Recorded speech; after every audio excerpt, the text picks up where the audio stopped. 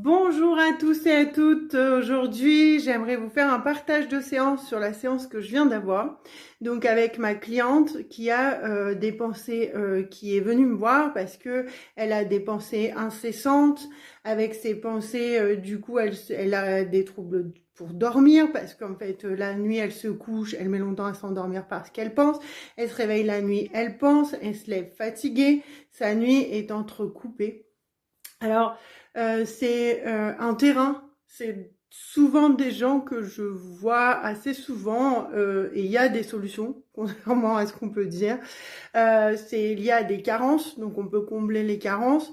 On peut aussi aller regarder, souvent c'est aussi des personnes qui doutent beaucoup d'elles, qui manquent de confiance en elles et du coup qui sont beaucoup en observation et dans le contrôle pour essayer de faire au mieux et pas faire d'erreurs et que les gens autour d'elles soient contentes, etc., etc. Donc c'est souvent des gens que moi j'appelle en référence externe, c'est-à-dire que c'est le monde extérieur qui leur dit ce qu'elles peuvent faire et pas faire.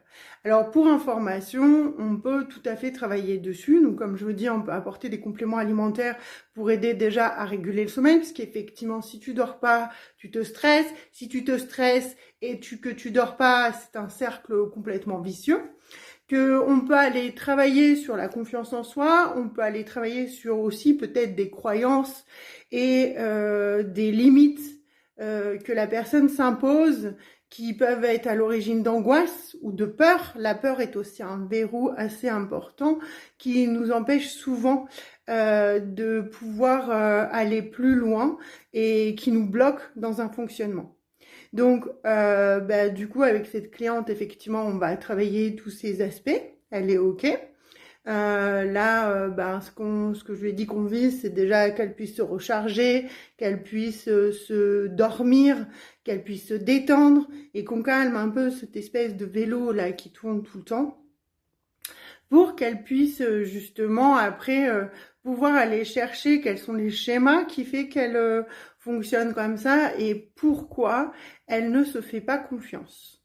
Voilà. De votre côté, c'est des exercices, la méditation, le recul sur soi, d'aménager des temps de pause pour pas tirer sur la corde, même en journée. Parfois, il suffit des temps de pause de 5-10 minutes pour poser les choses.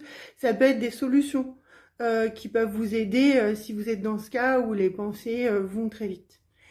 Et puis, si vous avez des questions, bien entendu, n'hésitez pas à me les poser. Je vous souhaite une excellente fin de journée pour ceux qui me regardent en journée et une excellente soirée pour ceux qui me regardent le soir. Je vous dis à très bientôt. Au revoir.